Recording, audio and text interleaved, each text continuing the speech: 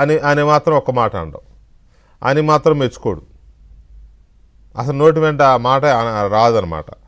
కానీ లబ్ధిదారులను కోసేశాడు. తల్లుల సంఖ్యను తగ్గించారని చెప్తాడు. ఎక్కడ తగ్గించారయ్యా అంటే లేదు, పిల్లలు లేని వాళ్ళకైతే ఇవ్వరు కదా. ఆ పథకమే పిల్లలు బడికి పంపే తల్లుల కోసం. ఆయనలాగా వాళ్ళ కార్యకర్తలకి, పిల్లలు లేని వాళ్ళకి, ఎక్కడో ఉన్న వాళ్ళకి ఇవ్వరు కదా. వాటిని స్క్రీనింగ్ చేస్తే కోసారంటాడు.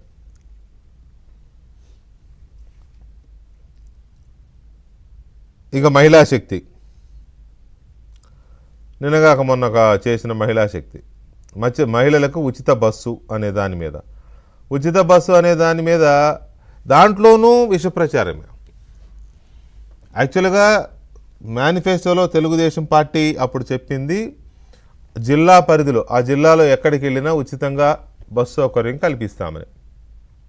కానీ మొన్న పథకం రిలీజ్ చేసినప్పుడు రాష్ట్రంలో ఎక్కడికి వెళ్ళినా మహిళలు ఫ్రీగా వెళ్ళొచ్చు అని చెప్తే, ఆహా నువ్వు హైదరాబాద్ వెళ్ళినా ఇవ్వాలి, చెన్నై వెళ్ళినా ఇవ్వాలి, బెంగళూరు వెళ్ళినా ఇవ్వాలి, ఎక్కడికి వెళ్ళినా సరే వాళ్ళకి ఆ డబ్బులు మళ్ళీ తిరిగి చెల్లించాలి వెళ్ళొచ్చాక.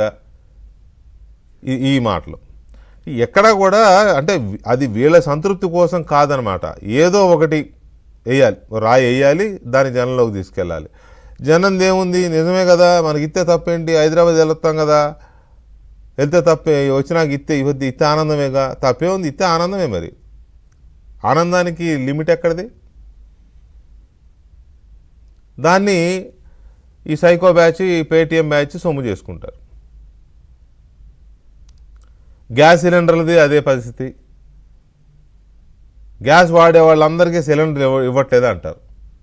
పోనీ మీరేమైనా జాబితా తీసుకొచ్చి ఒక పలానా ఊరిలో గ్యాస్ మహిళ వాడుతుందయ్యా, మీరు సిలిండర్ ఇవ్వలేదు అని మీ మాజీ ఎమ్మెల్యేలు కానీ, మీ నియోజకవర్గాల ఇన్ఛార్జీలు కానీ ఎవరన్నా ఎంఆర్ఓల దగ్గరికి లేకపోతే వాళ్ళ దగ్గరికి తీసుకెళ్లారా? లేదు. ఇల్లు కదలరమ్మా, లెక్కలేని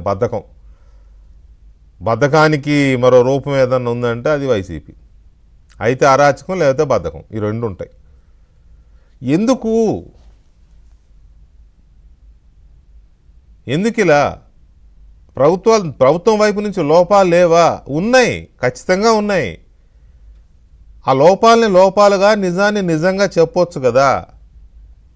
ఈ విషపు రాతలు, అబద్ధపు రాతలు, అబద్ధపు కూతలు, విషపు కూతలు, లేనిపోని మాయా మచ్చేంద్ర మాటలు ఎందుకు?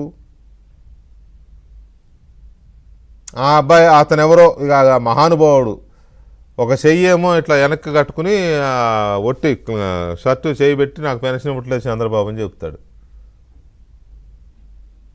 ఇట్లాంటి కోకొల్లలుగా తిరుగుతున్నాయి 3 రోజుల నుంచి. ఒక ఆయన ట్రాక్టర్ నడుపుతున్నాడు. ఆయన అంటే జగన్మోహన్ రెడ్డి హయాం నుంచి మొన్న వరకు 15,000 తీసుకున్నాడంట పెన్షన్, వికలాంగుండని. ట్రాక్టర్ డ్రైవరే, ట్రాక్టర్ నడుపుతాడు, బ్రహ్మాండంగా నడుపుతున్నాడు. ఆ వీడియో తిరుగుతూ ఉంది. అంటే వీళ్ళని తీయొద్దా? సో ఇక్కడ నేనేమంటానంటే, ఖచ్చితంగా వికలాంగుల పెన్షన్లలో కొంతమంది అర్హులైన వికలాంగులకు అన్యాయం జరిగింది, ఖచ్చితంగా జరిగింది. 4 రోజుల క్రితం విశాఖపట్నం నుంచి నాకు ఒక ఫోన్ కాల్ వచ్చింది. సార్, నాకు 18 ఏళ్ళు ఉన్నప్పటి నుంచి నాకు పెన్షన్ వస్తుంది, ఇప్పుడు నా వయసు దాదాపు 50 ఏళ్ళు 55 ఏళ్ళు చెప్పాడు ఆయన. ఇప్పుడు సడన్గా నా పెన్షన్ తీసేశారు అని. ఇన్ని సంవత్సరాలు వచ్చిన పెన్షన్ ఒక్కసారిగా ఆగిపోయిందంటే దాంట్లో డెఫినెట్గా బలమైన కారణం ఉంటుంది కదా.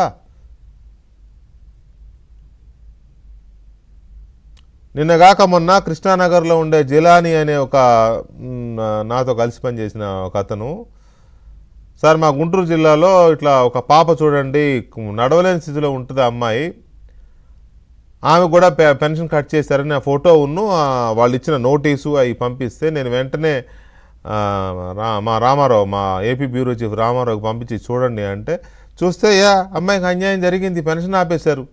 ఏ లెక్కన ఆపారు? ఆ డాక్టర్లు కానీ అధికారులు కానీ బుర్ర పని చేయదా, బుద్ధి లేదా?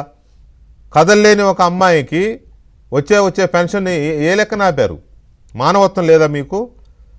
అప్పుడు మళ్ళీ మా రామారావు ఫాలో అప్ చేస్తే అప్పుడు అది మళ్ళీ రెన్యూ చేశారు. కానీ ఇలా ఎంతమందికి మేము వెంటబడి చేయగలం? 2 లక్షల పెన్షన్లలో 80,000 పెన్షన్లు బోగస్ పెన్షన్లు, తప్పుడు పెన్షన్లు ఇస్తున్నారు ఈ వికలాంగుల పేరుతో అని అన్నారు. అవి తొలగించాలి అన్నారు. రైట్, మంచిదే, అనర్హులకు వెళ్ళకూడదు. కానీ తొలగించే క్రమంలో చాలా జాగ్రత్తగా ఒక్కొక్క కేసు స్టడీ చేసి అధికారులు చాలా జాగ్రత్తగా అర్హుడా అనర్హుడా చూసి కదా తీయాలి. గుండు గుత్తగా లేపేస్తామంటే మీరు చేసే పనికి మాలిన దుబారా ఖర్చులకి ఆ వికలాంగుల పెన్షన్లు ఎక్కువైపోయినాయా? ఆ 80,000లో కనీసం 20% అన్నా ఒరిజినల్ ఉండుంటాయి, అర్హులు ఉండుంటారు ఖచ్చితంగా. అక్కడ కూడా అది జాగ్రత్తగా తీయాలిగా. ఎక్కడో డాక్టర్ ఒక ఆయన ఉంటాడు, ఆయన చూసి నోటీస్ రాగానే అతనికి లేదు నీకు పోయిందని కట్ చేసేస్తాడు. డాక్టర్ గారు హాస్పిటల్ నాకు విశాఖపట్నం నుంచి వచ్చిన ఫోన్ కాల్ అయితే డాక్టర్ని అమ్మన్నాడంట. వెళ్తే కనీసం చూడలేదంట. చూడకుండానే పోయిందని చెప్పి పంపించారంట. నాకు ఫోన్ చేసిన ఫోన్లో ఏడుపు ఆయన నా నెంబర్ ఎవరో ఇచ్చి ఉంటారు. ఇవన్నీ ఎవరు సెట్ చేయాలండి? ఇది ప్రభుత్వం వైపు నుంచి జరుగుతున్న ఒక దారుణమైన తప్పిదం, సంక్షేమానికి తగులుతున్న ఒక విఘాతం. అర్హులకి 100 మంది అనర్హులకు వెళ్ళినా పర్లేదు కానీ ఒక అర్హుడు మిస్ కాకూడదు. ఎలాగైతే మన లాలో 1000 మంది దోషులు తప్పించుకున్నా పర్లేదు, ఒక నిర్దోషికి శిక్ష పడకూడదని ఎలా చెప్పుకుంటామో ఇక్కడ కూడా అది అప్లై చేయండి. ఏం కొంపలే మునిగిపో మనం దోచుకునే దోపిడీలతో పోల్చుకుంటే, అవినీతితో పోల్చుకుంటే. అది ఒకవైపు. ఇక్కడ the so-called YSR Congress party ప్రతిపక్ష పార్టీ, లేకపోతే ఇంకా వేరే పార్టీలు ఎవరైనా, ఆఫ్కోర్స్ మిగతా పార్టీలు ఆల్మోస్ట్ కమ్యూనిస్ట్ పార్టీలు అయితే అదే పని మీద ఉంటాయనుకోండి. ఏం చేయాలి వైసీపీ? ఎక్కడైతే ఇప్పుడు నేను చెప్పిన ఎగ్జాంపుల్స్ ఉన్నాయో ఇలాంటి వాళ్ళు చాలామంది మీ కార్యకర్తలు తెలుసు కదా, ఇగో బాబు ఈయనకు నిజంగా పెన్షన్ రాలేదు, ఈయన అర్హుడైన వికలాంగుడు అని చెప్పి అక్కడికి వెళ్ళి పక్కన వీడియో తీసి అతనితో వీడియో మీరు తీయించి అది పంపించండి, అది పెట్టండి, అది వైరల్ చేసుకోండి, ప్రభుత్వం దృష్టికి తీసుకెళ్లేలాగా. అయ్యోదిలేసి ఈ తప్పుడు ప్రచారాలు ఏంటి? చెయ్యి ఇరకపోయినా ఇరిగినట్టు తీసుకెళ్ళి బొక్కలు వేసరికి వాళ్ళు దోలు తీరిపోయిందా? అది వాడే